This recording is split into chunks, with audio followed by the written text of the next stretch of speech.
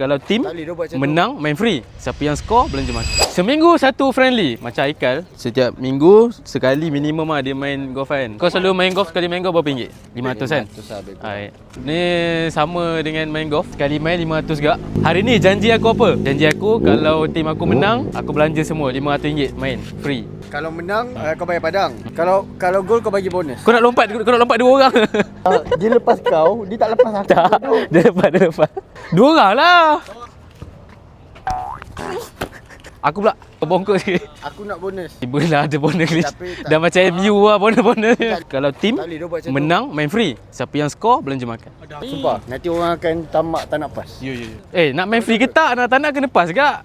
Okay, belanja lah. Menang belanja. Menang belanja. Okay, thank you. Disebabkan minggu ni straight aku menang new semua, dia orang deserve untuk aku belanja lah. Tapi if menang lah, if menang. Aku nak buat kira-kira macam Kyle McIlroy lah. Dia punya kira-kira golf dia kan. Sekali main RM500. Sekali main 2 jam. Sekali main 2 jam. 200. Sehari ada 24 jam. Jadi kau akan main 12 kali. 2 jam, 12 kali kau main. So 12 kali lah dengan berapa? RM500. RM6,000 lah satu hari main.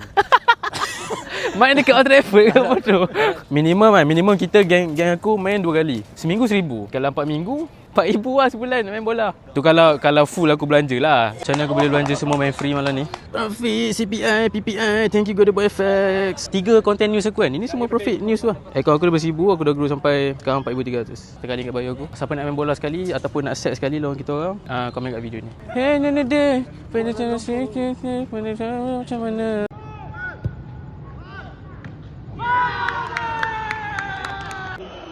Cristiano é Casalli. Yalah! Itulah tak boleh recover, nak juga main, paksa.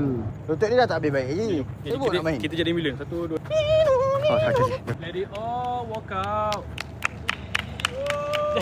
Cuti balik 6 bulan. Orang patut tunggu elok baru main. Ni seorang. Bukannya dah nak elok. Ai. Terasa lagi lah buka belakang ni. Dia nyilu balik kan? Tak sempat record kau pun jadi. Yang kat dalam. Tapi menang tetap belanja Good game guys. Hari ni main free Go! Good game. Dia minggu depan ada game final, tapi dia sempat main dengan kita orang. Lamine Yamal. Minggu depan dia lawan Argentina tak? Spain ke Argentina? Aku Spain tu. Apa komen kau pasal Messi? Itu semua scripted tu. Lamine Yamal pun cakap scripted. Aku import Lamine Yamal jauh-jauh. Okay, thank you datang. I'm your fan of your mother. Thank you. Siapa mak kau? KKM. KKM. Nanti next time main sekali lah. Boleh. Lepas ni kita invite Syukur Adam pula. Aku nak main dengan Syukur Adam. Tak nak lah bergaduh lah nanti main dengan dia.